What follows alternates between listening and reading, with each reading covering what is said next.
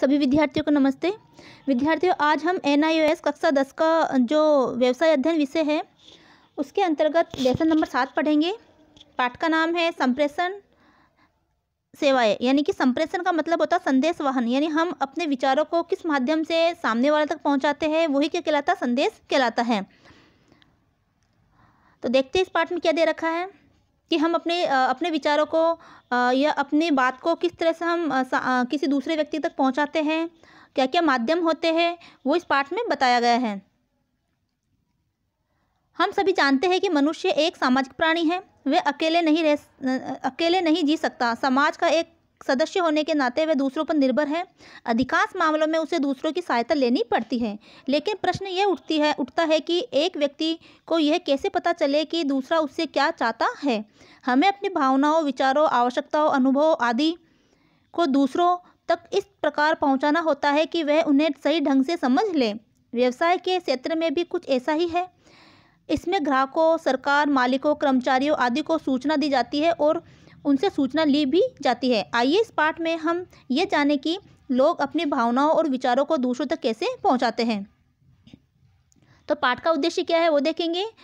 पाठ का उद्देश्य है संप्रेषण को परिभाषित कर सकेंगे, संप्रेषण प्रक्रिया के तत्वों का वर्णन कर सकेंगे, व्यवसाय में संप्रेषण के महत्व की व्याख्या कर सकेंगे, संप्रेषण के प्रकारों को पहचान कर सकेंगे, संप्रेषण के विभिन्न साधनों का वर्णन कर सकेंगे और संप्रेषण की विधाओं का वर्णन कर सकेंगे। तो ये इसके उद्देश्य है। अब है संप्रेषण का अर्थ। आप अपने परिवार के सदस्यों, दोस्तों और संबंधियों से प्रतिदिन विभिन्न मुद्दों पर बातचीत करते हैं। आपको विभिन्न अवसरों पर अपने दोस्तों और संबंधियों के पत्र मिलते हैं और उनका उत्तर भी आप देते हैं। कई बार आप जल्दी में संदेश तार से भेजते हैं या टेलीफोन करते हैं। इस प्रक्रिया में आप दूसरों के साथ सूचना का आदान प्रदान करते हैं। इसी प्रकार वे भी आपको अपने अनुभवों से अवगत करवाते हैं। आपने देखा होगा कि किसी कार्यालय में चपरासी को बुलाने के लिए अधिकारी घंटी बजाता है। लोग सड़क पर लाल बत्ती देखकर गाड़ी रोक देते हैं और बत्ती हरी होने के बाद चल पड़ते हैं। स्कूलों में घंटी बजने के बाद विद्यार्थी प्रार्थना के लिए इकट्ठा होते हैं। इन साधनों से बिना कुछ बोले या लिखे कुछ संदेश प्रेषित होता है और इन्हें समझा भी जाता है। दो या दो से अधिक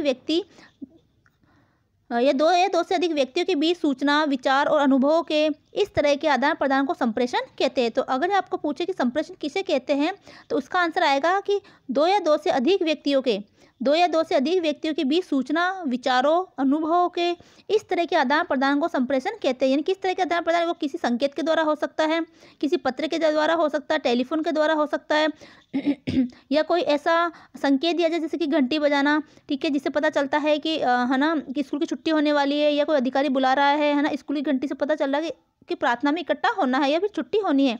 लाल बत्ती से ये पता चल रहा है कि गाड़ी को रुकना है। तो ये सभी क्या है, संकेत है।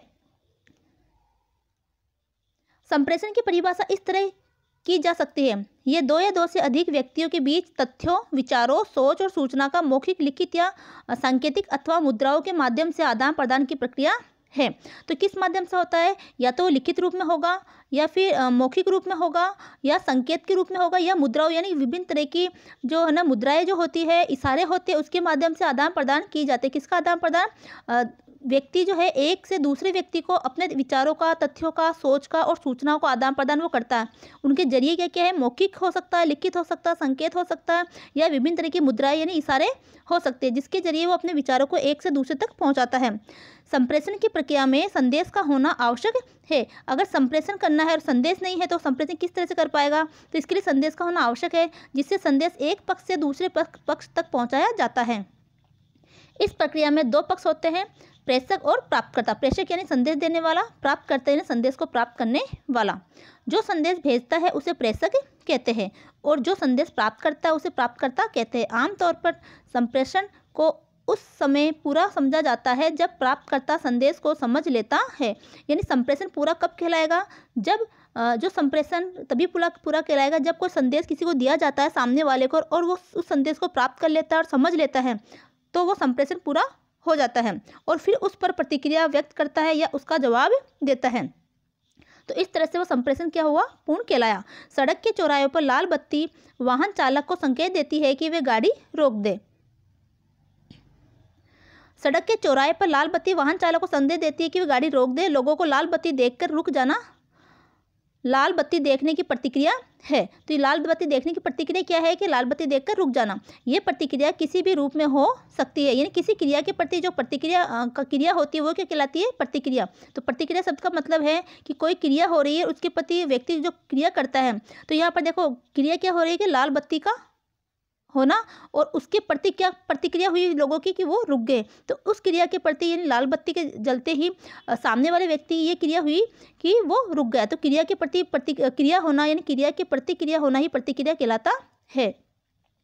आप अपने दोस्त से बात करते समय अगर सिर हिलाते हैं तो इसे भी प्रति उत्तर समझा जाता है। इस प्रकार संदेश प्रेषक और प्राप्तकर्ता की तरह प्रति उत्तर भी संदेश प्रक्रिया का एक महत्वपूर्ण तत्व है। अब संप्रेषण प्रक्रिया में निम्नलिखित तत्व सम्मिलित होते हैं। तो संप्रेषण प्रक्रिया में कौन कौन से तत्व सम्मिलित होते हैं वो हमें देखना है।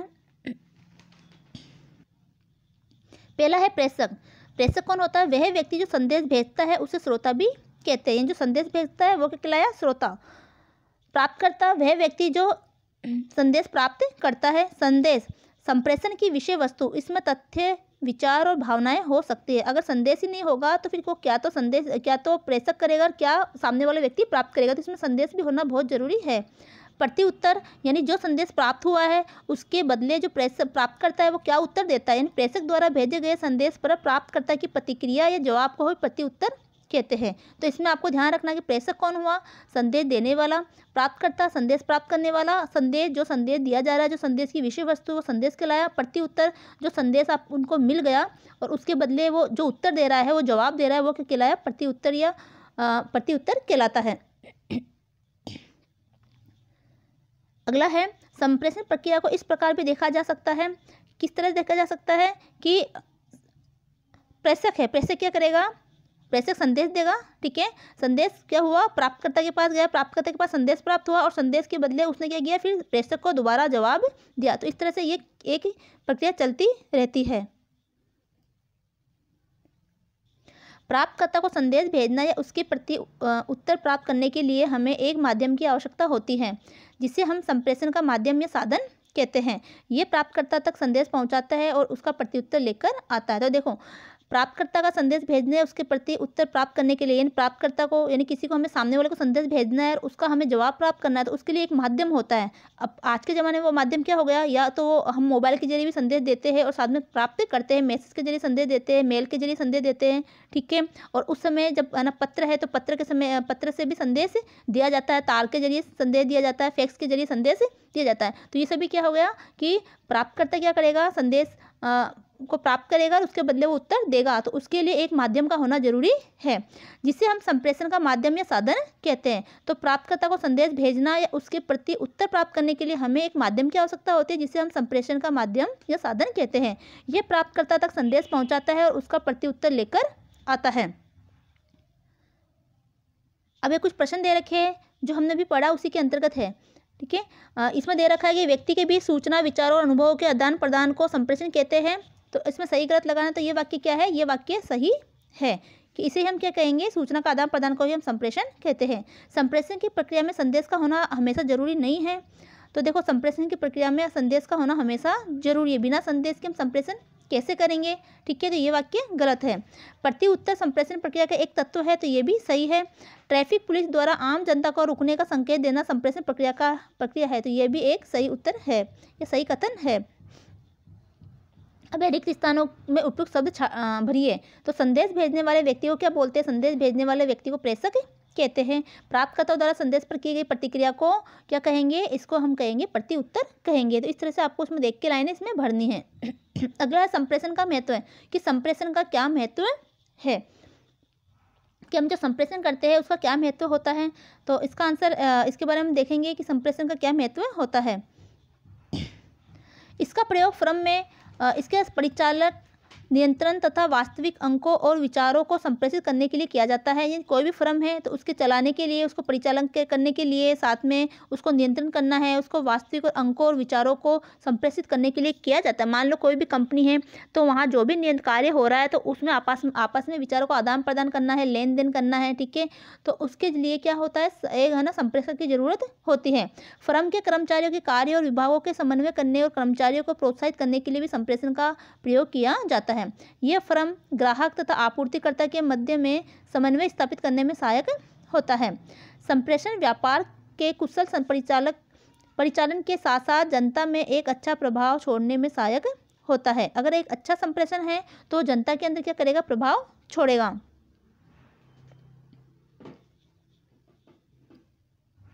संप्रेषण लोगों को शिक्षित करता है, उनके ज्ञान में वृद्धि करता है तथा उनकी सोच को व्यापक बनाता है। जब अगर संप्रेषण ही नहीं होगा तो ज्ञान का आदान प्रदान भी, विचारों का आदान प्रदान नहीं हो पाएगा। यह भाषा तथा व्यक्तिगत संपर्कों को सुलझाता है। यह नई तकनीक, नई खोजों, नई उपलब्धियों तथा नए उत्पादों के संबंध में व्यक्तियों की सहायता करता है। संप्रेषण की सहायता से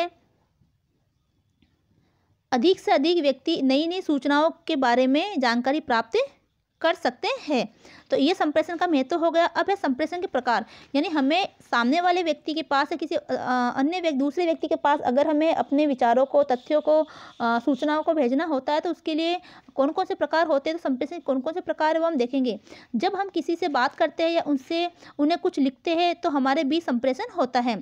संप्रेषण के लिए भाषा का होना बहुत जरूरी है। जो संप्रेषण शब्दों की सहायता से होता है उन्हें शाब्दिक संप्रेषण कहते हैं। इसी प्रकार जब हम अपने दोस्त से मिलते हैं तो उनसे हाथ मिलाते हैं, इससे भी कुछ संदेश प्रेषित होता है। ये अशाब्दिक संप्रेषण का उदाहरण है। आइए संप्रेषण के इन दोनों प्रकारों के बारे में विस्तार से चर्चा करें। तो हमने देखा संप्रेषण कितने प्रकार का होता है। एक तो था शाब्दिक, है ना, जो लिखित भी हो सकता है, ठीक है, जो लिखकर दिया जाता है। दूसरा है गैर शाब्दिक, जो मौखिक होता है, जिसमें शब्दों का उपयोग लिखित में नहीं किया जाता। गैर शाब्दिक संप्रेषण दृश्य, श्रवण या सांकेतिक हो सकते हैं। तो गैर शाब्दिक संप्रेषण में क्या आएगा, ये दृश्य हो सकता है, श्रवण हो सकता है, सुनकर हो सकता है, देखकर हो सकता है, या किसी संकेत के द्वारा हो सकता है। कई बार आप चित्रों, ग्राफ, प्रतीकों, रेखा चित्रों को देखते हैं जिनसे आपको संदेश प्राप्त होता है। ये सभी दृश्यात्मक संप्रेषण के विभिन्न रूप है। उदाहरण के लिए ट्रैफिक पुलिस द्वारा रुकने का संकेत, एक शिक्षक द्वारा विभिन्न जानवरों के चार्ट का प्रदर्शन दृश्यात्मक संप्रेषण के अंतर्गत आता है।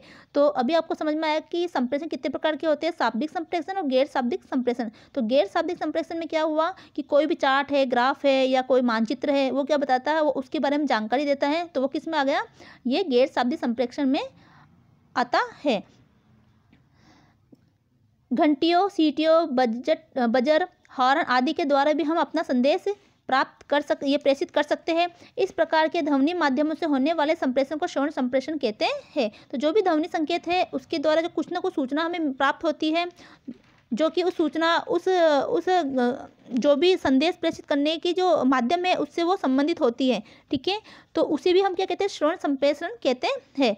तो श्रवण यानी सुनना, सुनने से जो संप्रेषण हमें प्राप्त हो रहा है, जो किसके माध्यम से, घंटी, तो घंटी कहीं बज रही है तो हो सकता है उसका उससे संबंधित संकेत कुछ और हो। सीटी बज रही है तो हो सकता है उससे संबंधित संकेत कुछ और हो। बजर या हॉर्न इस तरह से जो बजते हैं तो उसका संकेत कुछ और होता है। तो हमें सुनकर ही हम उस संप्रेषण को प्राप्त करते हैं। उदाहरण स्वरूप स्कूलों तथा कॉलेजों में घंटियों के प्रयोग से छात्र और शिक्षकों को कक्षा के शुरुआत और समाप्ति की सूचना देना। कारखानों में सायरन बजाकर श्रमिकों की पारियों में परिवर्तन की सूचना देना श्रवण संचार का उदाहरण है। तो इस तरह से आपने समझा कि किस तरह से गैर संप्रेषण या गैर शाब्दिक संप्रेषण हम कर सकते हैं। शरीर के विभिन्न भागों या शारीरिक हाव भाव से भी संप्रेषण होता है। इसे सांकेतिक संप्रेषण कहते हैं। तो सांकेतिक संप्रेषण किसके द्वारा होता है, शरीर के विभिन्न भागों के हाव भाव के द्वारा संप्रेषण होता है। राष्ट्रीय झंडे की सलामी, राष्ट्रीय गान के दौरान शांत खड़े रहना, हाथ हिलाना, सर हिलाना, चेहरे पर गुस्से का भाव प्रकट करना आदि सांकेतिक संप्रेषण के उदाहरण है। तो आपको इसमें ध्यान रखना है कि किस किस तरह से संप्रेषण होता है, कि जो श्रवण संप्रेषण किस तरह से होता है ना, शरीर के द्वारा संप्रेषण किस तरह से होता है, सांकेतिक संप्रेषण किस तरह से होता है। तो ये सभी आपको इसमें देखना है। अब कुछ प्रश्न दे रखे हैं जो आप इस चार्ट को भी पढ़ा उसी के अंतर्गत है, तो आप इसको देख के इसमें आंसर दे पाओगे। अगला संप्रेषण के साधन, कि संप्रेषण के क्या क्या साधन होते हैं। हम एक दूसरे से सूचनाओं का आदान प्रदान कई तरीकों से करते हैं। इन्हें संप्रेषण का साधन कहा जा सकता है कि हम एक दूसरे से क्या करते हैं, सूचनाओं का आदान प्रदान करते हैं, तो इन्हें हम संप्रेषण का साधन कह सकते हैं। दूसरों से आमने सामने बात करते समय सूचनाओं के आदान प्रदान करने के लिए हम शब्दों का सहारा लेते हैं या अपने शरीर के कई अंगों का प्रयोग करते हैं। अगर हम आमने सामने बात नहीं कर सकते तो हम अपना संदेश प्रेषित करने के लिए दूसरे माध्यमों की सहायता लेते हैं। अगर हमारे आमने सामने व्यक्ति नहीं है, आमने सामने हम बात नहीं कर सकते, तो हमारा संदेश प्रेषित यानी संदेश देने के लिए हम कई माध्यमों का प्रयोग करते हैं। उदाहरण स्वरूप लिखित संदेश भेजने के लिए हम चिट्ठियों का प्रयोग कर सकते हैं। इसके अलावा हम लोगों से टेलीफोन पर बात कर सकते हैं, तार भेज सकते हैं या संचार के आधुनिक उपकरणों जैसे कंप्यूटर, फैक्स मशीन आदि की सहायता ले सकते हैं। संप्रेषण के लिए हम कौन सा साधन चुनें, यह इस बात पर निर्भर करता है कि संदेश भेजने के पीछे हमारा उद्देश्य क्या है। उदाहरण के लिए किसी जरूरी संदेश को भेजने के लिए हम प्रायः टेलीफोन का प्रयोग करते हैं। लिखित संदेशों को भेजने के लिए हम चिट्ठी, तार, फैक्स आदि का प्रयोग करते हैं। आजकल आधुनिक टेक्नोलॉजी के कारण हम अपनी ज़रूरत और पसंद के हिसाब से संप्रेषण के साधन चुन सकते हैं। आइए व्यापार के क्षेत्र में प्रयोग किए जाने बातों को कुछ महत्वपूर्ण संप्रेषण के साधनों के बारे में चर्चा करें। व्यापार के क्षेत्र में कुछ बातें की जाती है, वो किस माध्यम से, किस संप्रेषण से की जाती है, उन साधनों को हमें देखना है। पहला है पत्र। तो आपने देखा कि व्यापार के अंतर्गत पत्र का प्रयोग किया जाता है संदेश देने के लिए, संदेश प्राप्त करने के लिए, तो ये भी संप्रेषण का माध्यम है और ये लिखित रूप में होता है। पत्र संप्रेषण का एक लिखित रूप है। इन्हें कोई भी व्यक्ति या संगठन भेज सकता है या प्राप्त कर सकता है। लिखित संदेशों को पत्रों के रूप में विशेष संदेशवाहकों, डाकघरों, निजी कुरियर सेवाओं द्वारा भेजा जा सकता है। इस पद्धति का प्रयोग ऐसी स्थिति में किया जाता है जहां आमने सामने संप्रेषण कठिन हो। आमने सामने यानी वो व्यक्ति हमारे आमने सामने नहीं है, ठीक है, तब हमें लिखित में संदेश देना पड़ता है और साथ ही संप्रेषण के दूसरे साधन उपलब्ध नहीं हैं। इससे संवाद का रिकॉर्ड रखने में भी सहायता मिलती है। जो पत्र लिख के दिया है तो उसका रिकॉर्ड रहेगा, तो इस तरह से जो भी संवाद यानी जो बातचीत आपस में हुई है, लिखित रूप में हुई है, उसका रिकॉर्ड भी रखा जा सकता है। संप्रेषण के इस साधन पर खर्च बहुत कम आता है। अगला है टेलीफोन या तार, टेलीग्राम या तार। यह भी लिखित संप्रेषण का ही रूप है जिसके द्वारा संदेश को एक जगह से दूसरी जगह तेजी से भेजा जा सकता है। इसका प्रयोग प्रायः उस समय किया जाता है जब कोई महत्वपूर्ण संदेश बहुत जल्दी भेजना होता है। तार से संदेश डाक के पत्र की अपेक्षा बहुत तेजी से जाता है। ये सुविधा सभी तार घरों में उपलब्ध है।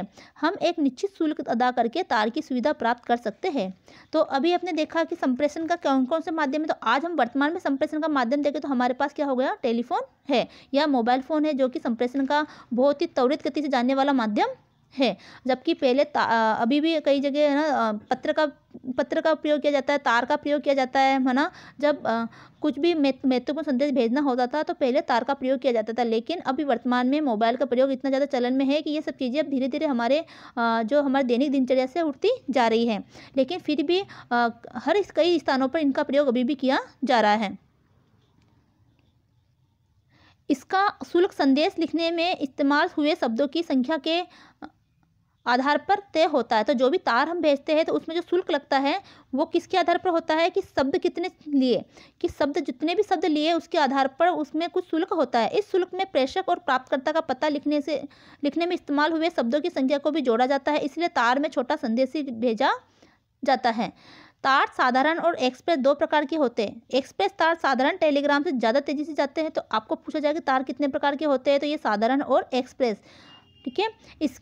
इसीलिए इसका शुल्क भी ज़्यादा होता है। विदेशों में तार भेजने के लिए केवल ग्राम का प्रयोग किया जाता है, केवल टेलीग्राम का ही प्रयोग किया जाता है। टेलीग्राम को टेलीफोन द्वारा भी भेजा जा सकता है। तो यहाँ पर टेलीग्राम आएगा, यहाँ पर प्रिंटिंग मिस्टेक है, टेलीग्राम का प्रयोग किया जाता है जो यहाँ लिखा हुआ है। टेलीग्राम को टेलीफोन द्वारा भी भेजा जा सकता है जिससे फोनोग्राम कहते हैं। इस टेलीग्राफ कार्यालय को अपना संदेश टेलीफोन पर रिकॉर्ड करा सकते हैं और इसके बाद टेलीग्राफ कार्यालय प्राप्तकर्ता को संदेश भेज देता है। अगला है टेलीफोन। टेलीफोन मौखिक संवाद का बहुत ही लोकप्रिय साधन है। संगठन के भीतर और संगठन के बाहर संवाद के लिए टेलीफोन का काफ़ी प्रयोग किया जाता है। देश के भीतर लंबी दूरी का संवाद एसटीडी द्वारा होता है। तो एसटीडी की फुल फॉर्म है सब्सक्राइबर ट्रंक डायलिंग। जबकि विदेशों में किसी भी बातचीत के लिए आईएसडी इंटरनेशनल सब्सक्राइबर डायलिंग सुविधा का प्रयोग किया जाता है। टेलीफोन सुविधा सरकारी और निजी दोनों तरह की कंपनियां उपलब्ध कराती है। टेलीफोन से तुरंत संवाद स्थापित हो जाता है, इसलिए इसका काफ़ी प्रयोग हो रहा है। व्यावसायिक फर्मों, सरकारी तथा निजी कार्यालयों में आंतरिक संवाद के लिए स्वचालित स्विच बोर्ड या निजी स्वचालित शाखा एक्सचेंज लगाया जाता है। आजकल मोबाइल फ़ोन बहुत लोकप्रिय है क्योंकि इससे आप किसी से कहीं भी संपर्क कर सकते हैं। ये फिक्स्ड लाइन टेलीफोन से कई मायनों में बेहतर है। इसमें कई आधुनिक विशेषताएं हैं, जैसे लघु संदेश सेवा या जिसको शॉर्ट मैसेजिंग सर्विसेज कहते हैं, एसएमएस बोलते हैं, ठीक है। बहु संदेश सेवा या मल्टीमीडिया मैसेजिंग सर्विसेज जिसको एमएमएस बोलते हैं। इनसे एक फ़ोन से दूसरे फ़ोन को लिखित संदेश या तस्वीरें भेजी जा सकती है। ये सब चीज़ें आप अभी वर्तमान में प्रयोग भी कर रहे होंगे और आप अच्छे से जानते हो। मोबाइल सेवा सरकारी और निजी दोनों तरह की कंपनियाँ उपलब्ध कराती हैं। महानगर टेलीफोन निगम limited, Videsh Sanchar Nigam limited, Airtel, Idea, Hutch, Reliance और टाटा देश में मोबाइल सेवा उपलब्ध कराने वाली अग्रणी कंपनियां हैं। ये सेवाएं CDMA जिसको कोर डिवीज़न मल्टीपल एक्सेस तथा GSM global system for mobile communication के माध्यम से उपलब्ध कराई जाती हैं। अब है टेलेक्स। तो टेलेक्स क्या होता है इसके बारे में देखते हैं। एक पिक्चर दे रखी है टेलेक्स की, ठीक है।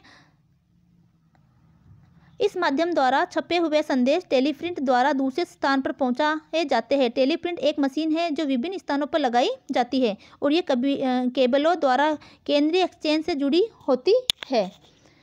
सभी मशीनों में एक मानक कीबोर्ड लगा होता है। एक कीबोर्ड पर टाइप किया गया संदेश स्वतः दूसरी जगह छप जाता है। इस प्रकार संदेश एक जगह से दूसरी जगह तुरंत भेजा जा सकता है। अगला है फैक्स। फैक्स या फैक्सीमाइल एक इलेक्ट्रॉनिक उपकरण है जिसके द्वारा हाथ से लिखे हुए या छपे हुए शब्द, रेखाचित्र, ग्राफ, स्केच आदि को एक जगह से दूसरी जगह भेजा जा सकता है। फैक्स मशीन टेलीफोन लाइनों के माध्यम से किसी दस्तावेज को दूसरी जगह तैसा भेजती है। दस्तावेज को एक जगह से दूसरी जगह भेजने के लिए मशीन में डालना पड़ता है और जिस मशीन पर उसे भेजना है उसका नंबर डायल किया जाता है। इसके बाद दूसरी फैक्स मशीन उसकी नकल तुरंत निकाल देती है। फैक्स लिखित व्यावसायिक संदेश को एक जगह से दूसरी जगह पहुंचाने का सबसे प्रचलित साधन है। फैक्स प्रणाली के मुख्य लाभ है आसान संचालन, हाथ से लिखे या छपे हुए संदेश का तुरंत स्थानांतरण, चाहे दूरी कितनी ही क्यों न हो, 2 या 2 से अधिक प्राप्तकर्ताओं तक एक साथ प्रसारण आदि।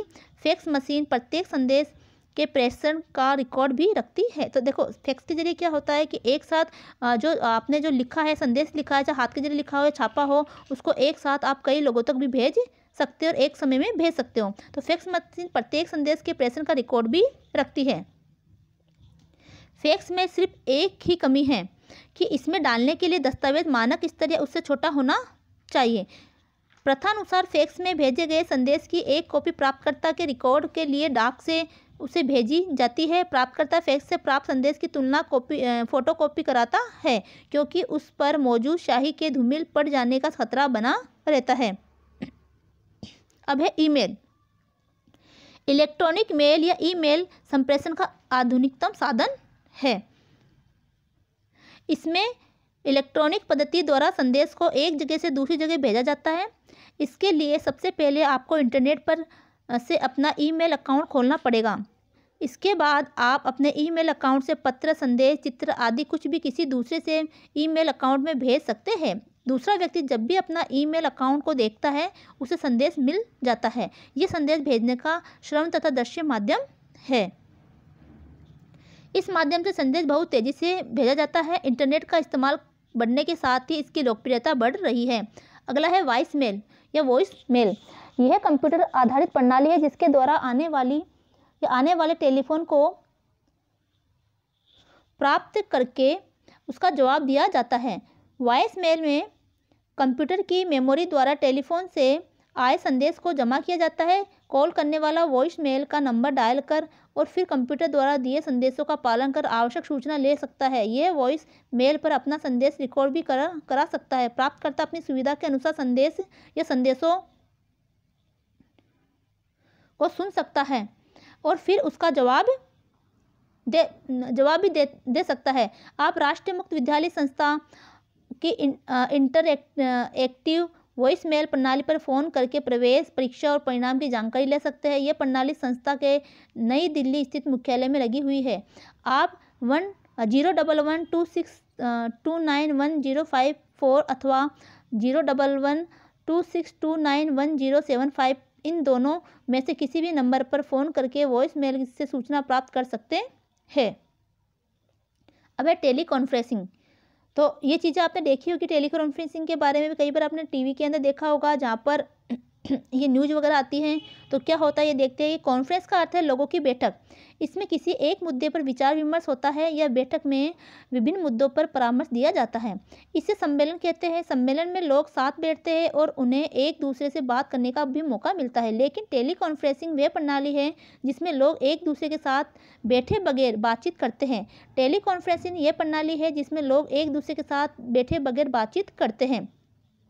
टेली कॉन्फ्रेंसिंग के माध्यम से दो अलग अलग देशों में रहते हुए भी एक व्यक्ति दूसरे व्यक्ति से टीवी स्क्रीन के जरिए आमने सामने बात कर सकता है। तो ये प्रणाली आपने कभी देखा होगा कि टीवी के अंदर जब ये है ना चुनाव होते हैं, तो चुनाव के जरिए जब न्यूज़ के अंदर अलग अलग जगह से जब लोग बैठते हैं जो उस चुनावी मुद्दे पर बातचीत करते हैं, ठीक है, तो आपने वहाँ पर टेली कॉन्फ्रेंसिंग वाला ये देखा होगा किस तरह से वो अलग अलग बॉक्स के अंदर चार बैठे हुए एक एडिटर बैठा होता है और वहाँ पर चारों तरफ से या अलग अलग जगह से चुनावी मुद्दों पर लेकर बहस की जाती है और वो वहाँ पर जो स्टूडियो में बहस करते हैं। टेली कॉन्फ्रेंसिंग के माध्यम से दो अलग अलग देशों में रहते हुए भी एक व्यक्ति दूसरे व्यक्ति से टीवी स्क्रीन के जरिए आमने सामने बात कर सकता है।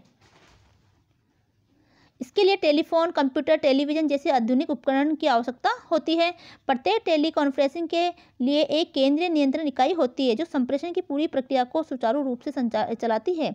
ये दो प्रकार का होता है, ऑडियो कॉन्फ्रेंसिंग और वीडियो कॉन्फ्रेंसिंग। तो ऑडियो कॉन्फ्रेंसिंग में सिर्फ हमें आवाज़ ही सुनाई देती है, अगले से बात हो रही है जिनसे, और वीडियो कॉन्फ्रेंसिंग में आवाज़ के साथ साथ उसकी पिक्चर भी दिखाई देती है। आइए इनके बारे में और अधिक जानकारी प्राप्त करें। ऑडियो कॉन्फ्रेंसिंग ये दो तरफा संप्रेषण प्रणाली है जिसमें भाग लेने वाले व्यक्ति अलग अलग स्थानों पर बैठकर भी एक दूसरे से बात कर सकते हैं। लोग रेडियो या टेलीविज़न पर आवाज़ को सुनकर टेलीफोन द्वारा अपने प्रश्न पूछ सकते हैं। अब ये वीडियो कॉन्फ्रेंसिंग, इसमें भाग लेने वाले आवाज़ सुनने के अलावा एक दूसरे की शक्ल भी देख सकते हैं। ये दो प्रकार की होती है। तो ऑडियो कॉन्फ्रेंसिंग आपने समझ गए कि क्या होता है कि जैसे रेडियो है, टेलीविज़न है, वहाँ पर क्या करते हैं कि लोग फ़ोन के जरिए जो प्रश्न पूछते हैं, तो ये किसके जरिए होता है, ऑडियो कॉन्फ्रेंसिंग ही होती है। वीडियो कॉन्फ्रेंसिंग में जिसमें आवाज़ के साथ साथ हम सामने वाले की शक्ल भी देख सकते हैं। ये दो प्रकार की होती है। पहला है एक तरफा वीडियो, दो तरफा ऑडियो।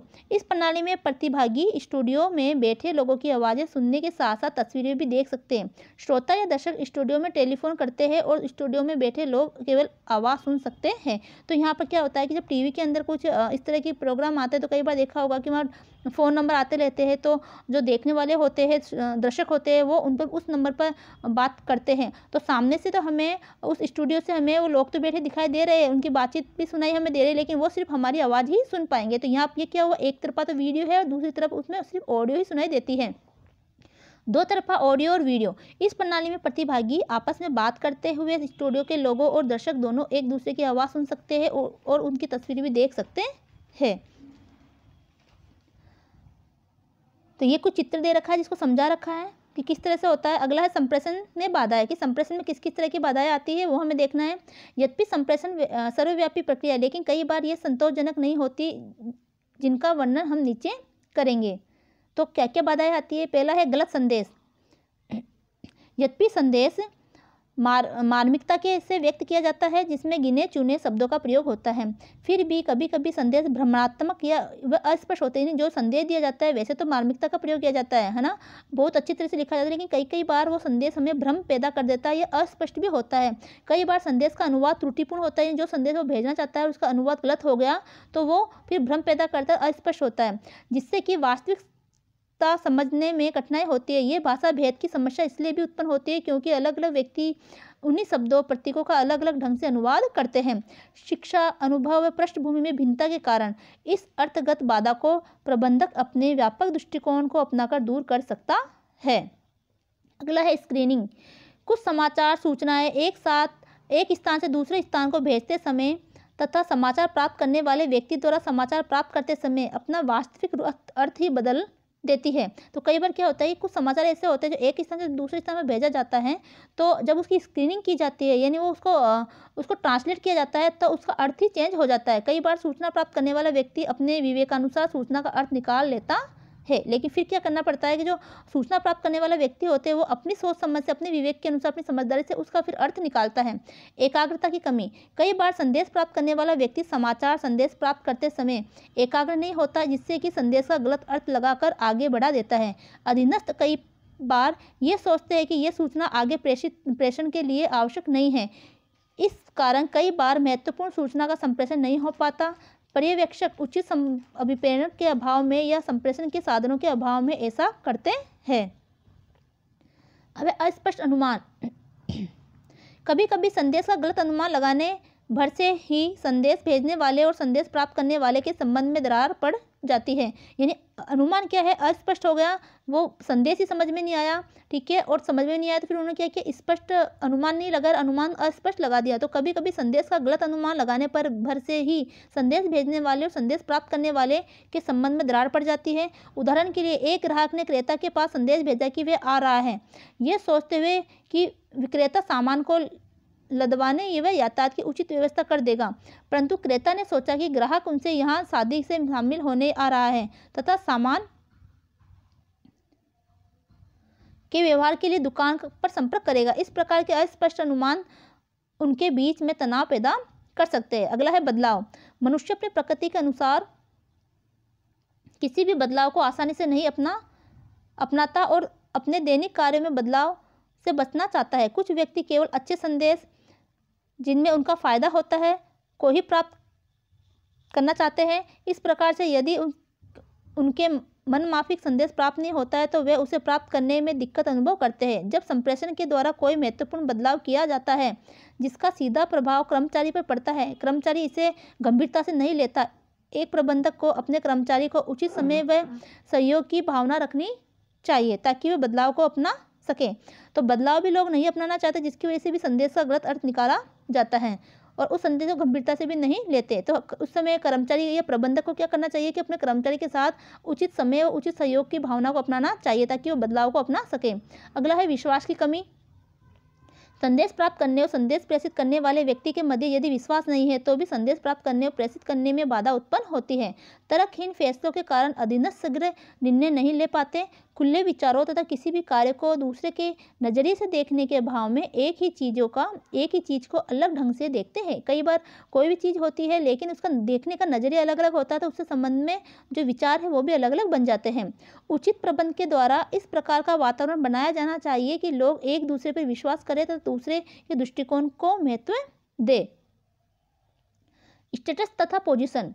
तो अधीनस्थ कई बार डर के कारण तथ्यों को पूर्ण रूप से प्रकट नहीं करते। यानी जहाँ भी कोई कार्यालय है वहाँ जो अधीनस्थ है, अधीनस्थ यानी अधिकारी का अंडर नीचे काम करने वाले लोग, तो वो डर के कारण भी पूर्ण तथ्यों को प्रकट नहीं करते। ये जानबूझकर या अपनी पद प्रतिष्ठा के कारण ऐसा करने से झिझकते हैं तथा पर्यवेक्षक को भ्रमित करते हैं। पर्यवेक्षक ने जो निरीक्षक होता है वहाँ पर उनसे जो बड़ा अधीनस्थ होता है उनको भ्रमित भी कर देते हैं। पद प्रतिष्ठा व स्तर के कारण एक संस्था में जो बाधा उत्पन्न होती है उसे संपूर्ण संस्था में सूचनाओं के दो तरफा प्रवाह द्वारा सुलझाया जा सकता है। कई बार संदेश प्राप्तकर्ता व संदेश प्रेषण करता अपने अपने स्वाभिमान की वजह से भी संदेश को प्रेषित करने और प्राप्त करने में बाधा उत्पन्न करते हैं। संगठन की संरचना।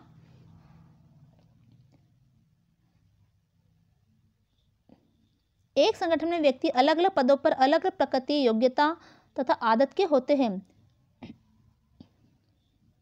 एक संगठन में विभिन्न स्तरों की लंबी कड़ी होने के कारण प्रभावी संदेशवाहक में बाधा आती है। पर्यवेक्षण के विभिन्न स्तरों पर उचित संप्रेषण का अभाव रहता है। उच्च स्तर तथा कर्मचारियों के बीच की लंबी दूरी सूचनाओं व सुझावों के स्वतंत्र प्रवाह में बाधा उत्पन्न करती है। प्रबंध के द्वारा इस बाधा को दूर करने के लिए एक बेहतर संगठनात्मक ढांचा तैयार किया जाना चाहिए। उनमें संदेश प्राप्त करने और प्रेषित करने में बाधा हो सकती है।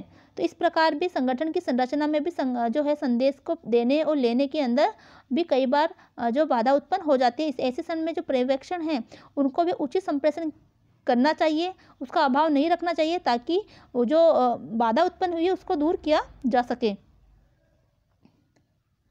अब ये कुछ प्रश्न हैं।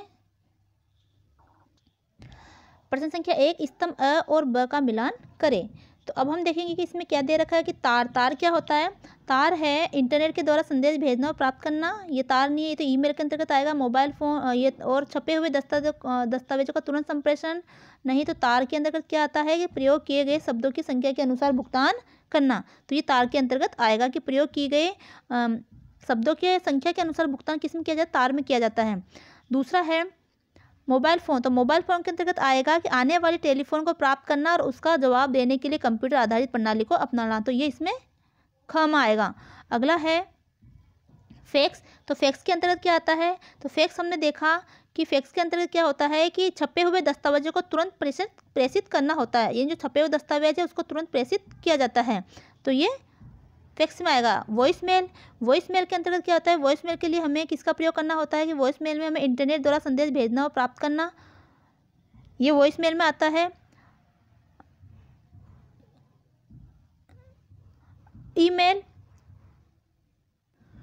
वॉइस मेल के अंतर्गत आएगा आने वाले टेलीफोनों को प्राप्त करना और उनका जवाब देने के लिए कंप्यूटर आधारित प्रणाली। ठीक है, ये वॉइस मेल के अंतर्गत आएगा। अब ईमेल है, तो ईमेल के अंतर्गत क्या आएगा, इंटरनेट द्वारा संदेश भेजना और प्राप्त करना, ये आएगा ईमेल के अंतर्गत। अगला है प्रश्न संख्या 2, बहुविकल्प प्रश्न है। पहला है संप्रेषण जिसमें शब्दों की गणना करके भुगतान किया जाता है क्या कहलाता है। तो इसका आंसर आएगा कि हमने पढ़ा था कि ये क्या कहलाएगा, ये कहलाएगा अपना टेलीग्राम के अंतर्गत क्या करते हैं, शब्दों के अनुसार उसमें भुगतान किया जाता है। अगला निम्न में से कौन श्रवण संप्रेषण है। श्रवण संप्रेषण में सुनकर अपने संदेश को भेजा जाता है। एक व्यक्ति राष्ट्रीय ध्वज को सलामी दे रहा है, एक व्यक्ति पढ़ रहा है, एक चपरासी स्कूल में घंटी बजा रहा है, ट्रैफिक पुलिस का सिपाही रुकने का संकेत दे रहा है। तो इसमें आएगा ग कि एक व्यक्ति क्या कर रहा है, किसके अंतर्गत, श्रवण संप्रेषण के अंतर्गत कि स्कूल की घंटी बजा रहा है तो उसके अंदर सुनाई देगा और उस हिसाब से वो उसकी प्रतिक्रिया करेंगे। तीसरा है निम्नलिखित में से कौन सा संप्रेषण प्रणाली का तत्व नहीं है। तो संप्रेषण प्रणाली का तत्व कौन सा नहीं हमें देखना है। भेजने वाला, तो भेजने वाला प्रेषक होता है। प्राप्त करने वाला, ठीक है, समाचार यानी संदेश होता है। प्रेषण करने वाले के अतिरिक्त कोई और व्यक्ति, तो ये इसमें नहीं आएगा। चित्रों, संकेतों, तस्वीरों द्वारा प्रेषित संप्रेषण को कहते हैं। तो हमने पढ़ा था कि ये कौन से कहलाए, मौखिक संप्रेषण के अंतर्गत आते हैं।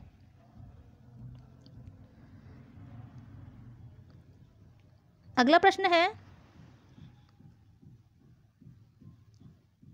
कि निम्न में से कौन सा साधन संक्षिप्त संदेश भेजने के काम आता है। तो हमने पढ़ा ये है फैक्स के जरिए हम संक्षिप्त, ये टेलीग्राम के जरिए हम संक्षिप्त में संदेश भेज सकते हैं। तो इस तरह से इस पाठ के प्रश्न उत्तर होते हैं। ये पाठ हमने पढ़ा है और आपको समझ में आया होगा। तो आप इसको दोबारा वीडियो देखिए, बार बार देखिए और साथ में अपने पाठ्य पुस्तक से भी इस लेसन को पढ़ें और उसमें दिए गए क्वेश्चन का आंसर दीजिए, ताकि इसकी अच्छी से अच्छी तैयारी होती रहे।